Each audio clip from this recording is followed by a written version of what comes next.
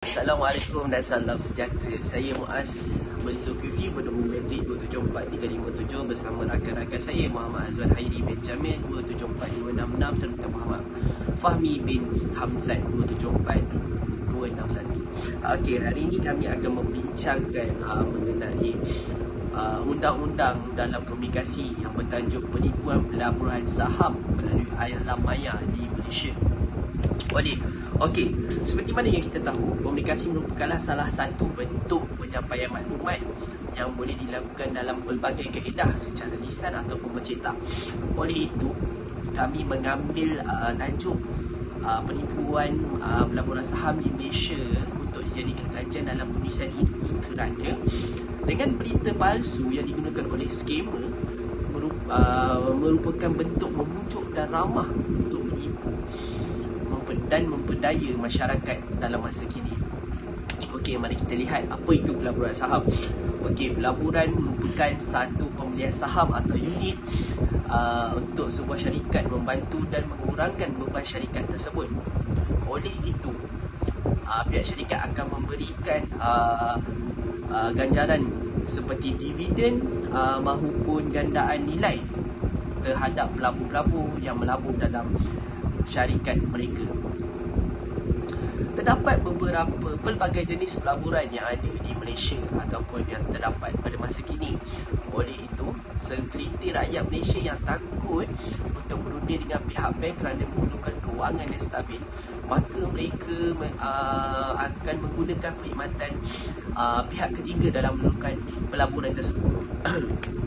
Okey, kita akan terus dengan objektif penulisan kami. Objektif penulisan ini adalah untuk memberi ilmu kepada masyarakat mengenai komunikasi palsu ataupun berita palsu yang meluas, sekaligus membentuk kesedaran mengenai pelaburan palsu yang kian meluas.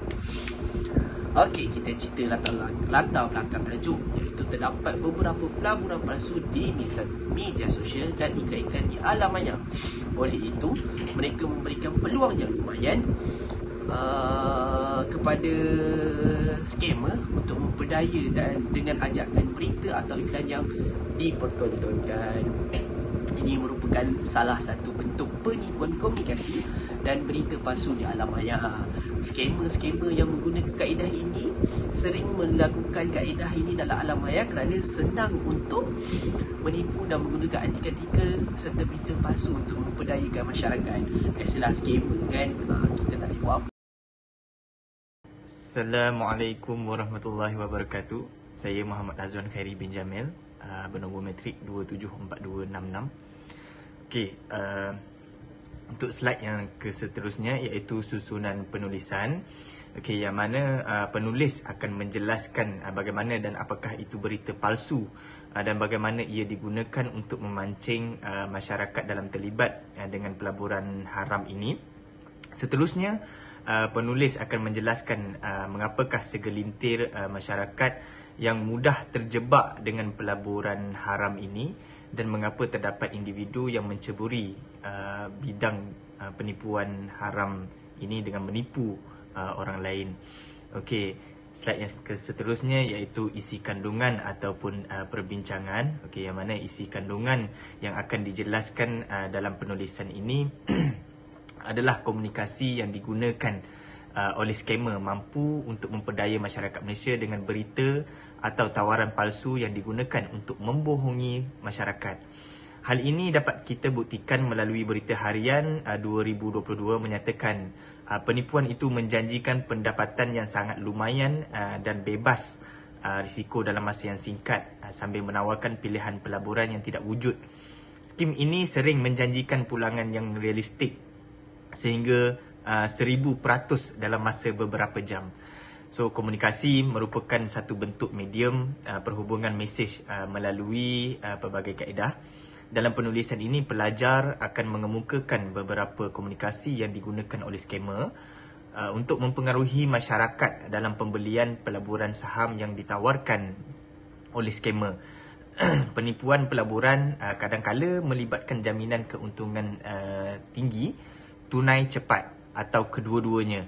Sentiasa berhati-hatilah dengan pilihan pelaburan yang mendakwa menawarkan kadar pulangan yang tinggi dengan sedikit atau tiada risiko kerana ia hampir pasti termasuk dalam satu penipuan.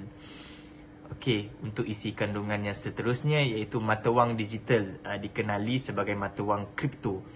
Okey, yang mana jenis mata wang digital yang paling terkenal ialah Bitcoin. Akibatnya anda mempunyai kurang perlindungan jika anda melabur dalam mata wang kripto dan ia ternyata satu penipuan atau anda kehilangan sejumlah besar wang kerana ia tidak diiktiraf sebagai wang ataupun produk kewangan di Malaysia ini. Okey, slide yang seterusnya iaitu isi kandungan ataupun masih dalam pembincangan, iaitu penipu mungkin meyakinkan anda untuk melabur dalam perniagaan asing atau menjanjikan anda peluang berisiko rendah dengan ganjaran yang cepat dan ketara. Okay, yang mana tawaran penipu ini akan kelihatan tulen dan mereka mempunyai mungkin mempunyai sumber serta serta tapak web yang kelihatan pakar untuk menyokong tuntutan mereka.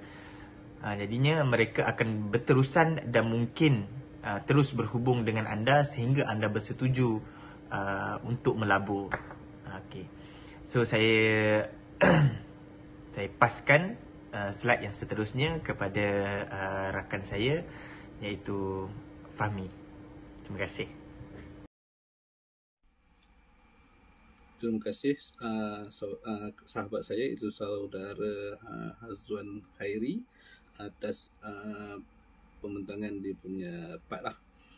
So saya Muhammad Fahmi bin Hamsan bernombor metrik 274261, iaitu part saya ialah part seterusnya selepas pada Hazwan Khairi lah, iaitu slide seterusnya itu mengupas persoalan yang diutarakan berdasarkan fakta yang jelas. Iaitu ada dua, itu menggunakan bahasa yang lembut dan memujuk. Scammer mencipta profil temujanji palsu dan menghubungi anda melalui media sosial, tapak web temujanji atau aplikasi temujanji. Penipu akan berusaha untuk mendapatkan kepercayaan anda dengan berkongsi banyak maklumat peribadi dengan anda dan kerap melakukan perkara seperti meluahkan emosi yang sengit untuk anda dengan cepat. Sebaik sahaja mereka mempunyai keyakinan anda,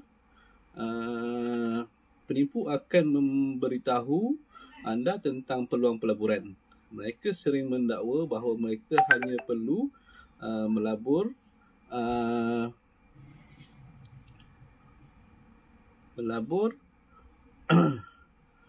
jumlah yang sederhana untuk mendapatkan sejumlah besar wang dengan pantas. Ini untuk menunjukkan betapa mudahnya pelaburan itu. Mereka akan menasihati anda untuk memindahkan sedikit jumlah dana anda sendiri pada mulanya lah. Itu menggunakan bahasa lembut atau memujuk.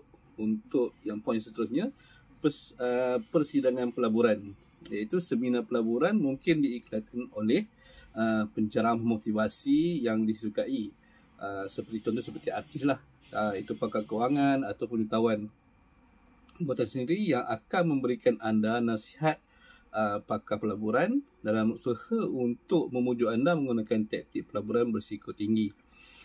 Teknik ini boleh melibatkan pengambilan pinjaman yang banyak untuk membeli hartanah atau membuat pelaburan yang memerlukan pinjaman wang dalam keadaan berbahaya atau tanpa sebarang jaminan.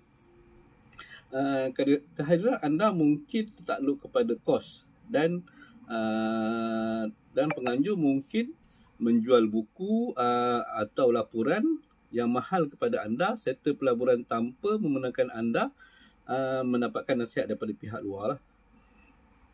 Itu slide yang seterusnya, iaitu menggambarkan pemikiran kritis dalam perbincangan. Itulah biasa yang scammer gunakan lah. Komunikasi mampu disampaikan dalam pelbagai bentuk, iaitu dalam penulisan, ini menulis menekankan beberapa komunikasi yang digunakan oleh skamer dalam taktik yang digunakan untuk menipu rakyat. Skamer sering menggunakan pujukan anda untuk kepercayaan pelabur untuk melabur dengan mereka. Apabila seseorang cuba menipu anda untuk melabur wang, itu adalah penipuan pelaburan. Mereka mungkin menggalakkan anda membuat pelaburan dalam security seperti saham, bond, nota komoditi, wang atau malah hartanah. Anda mungkin dibohongi oleh penipu atau diberi maklumat palsu mengenai pelaburan yang sah. Secara bergantian, mereka boleh mencipta peluang pelaburan palsu. Untuk slide seterusnya, iaitu rumusan. Kesimpulannya, masyarakat mempunyai banyak pilihan untuk melibatkan diri dengan orang ramai dan mengadakan kandungan secara global dengan mudah melalui media sosial. Faedah sosial yang sama ini digunakan oleh penipu atau skamer untuk mengiklankan kemungkinan pelaburan palsu. Mereka boleh menyasarkan bakal pelabur melalui media sosial dan juga mewujudkan penampilan minat bersama berkat akses yang mereka ada kepada maklumat peribadi. Iaitu 14, iaitu rumusan atau cadangan. Kerajaan perlu mengetatkan peraturan undang-undang dengan lebih berat kepada skamer agar mereka takut untuk membuat kerja kotor ini. Hal ini disebabkan setiap hari terdapat banyak individu yang menjadi mangsa kepada skamer. Walaupun undang yang sedia ada ini masih terpakai, tapi ia tidak mampu untuk melakukan skamer. Ini terus berleluasa. Sebab itu, masyarakat yang ingin menceburi bidang pelaburan perlu menimba ilmu sebelum masuk dalam bidang pelaburan inilah agar mudah untuk membuat pelaburan.